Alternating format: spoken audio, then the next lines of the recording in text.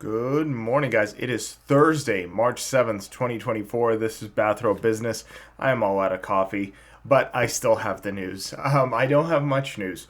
So it's another really quiet day, strangely enough. So there's not a lot going on in the market. I have a couple stories to report that I think are noteworthy, but nothing crazy that I think impacts the market on a greater whole.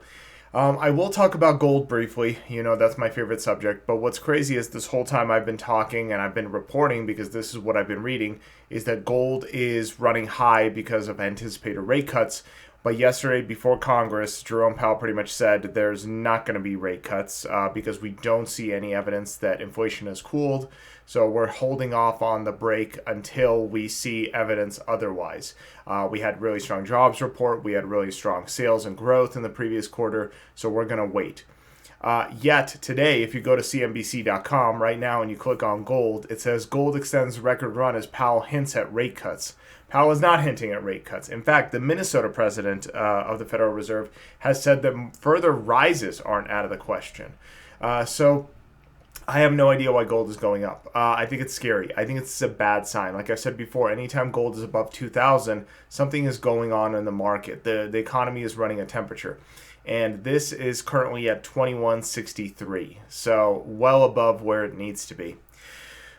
In other news, a big story out of Europe. So I try not to talk about international news. I try to keep it local, domestic. I try to report on Utah news as much as I can as far as financials go. But this is a major story. So Europe has passed the Markets Act, the Digital Markets Act. So essentially, this is an act against big business. In fact, it's specifically targeting Amazon, Apple, Meta, and actually ByteDance. So what's funny is this is the first company as far as non-US to be affected by it. It gives you an idea of how big of the scope it is. For those that don't know, ByteDance is the company that owns TikTok.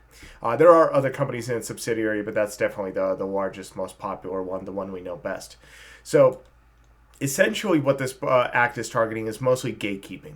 So like when you go to the Apple store and you want to buy an app for music, Apple always pushes, obviously, Apple Music to the top of the list and tries to push the competitors down to the bottom. That's a major example of gatekeeping.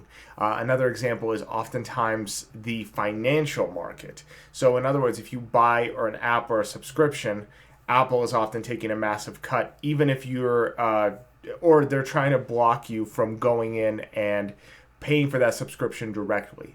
So in other words, if you wanted a subscription to Spotify, they try to gatekeep that so that the transaction goes entirely through them.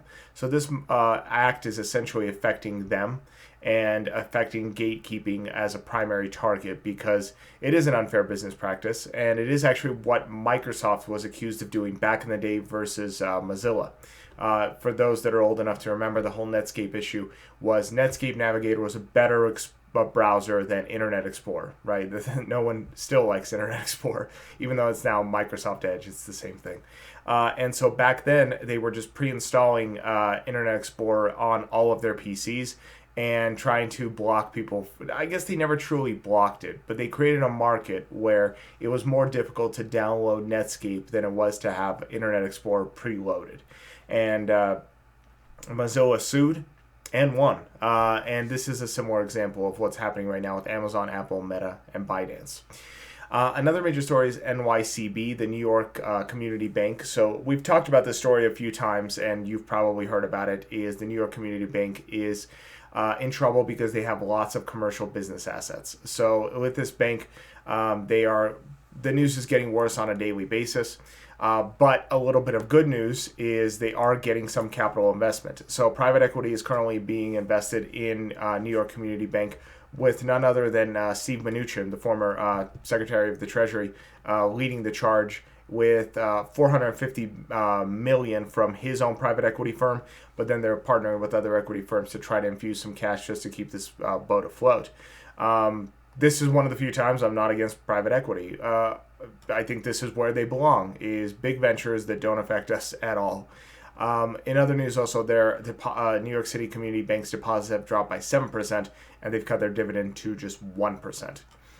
That's pretty much it. Those are really the only stories I have for the day. The other major ones are a lot of fear mongering from the administration, the Biden administration, about Chinese cars coming to the market and tracking our data, which is a BS thing because aren't all big tech companies tracking our data, but for some reason we have an issue with Chinese firms tracking our data. This is my biggest problem with a lot of these protectionist laws. I'm actually okay with trying to support domestic production. In fact, I strongly encourage it. Obviously, we have a manufacturing arm here in the United States, and we do face stiff competition from overseas.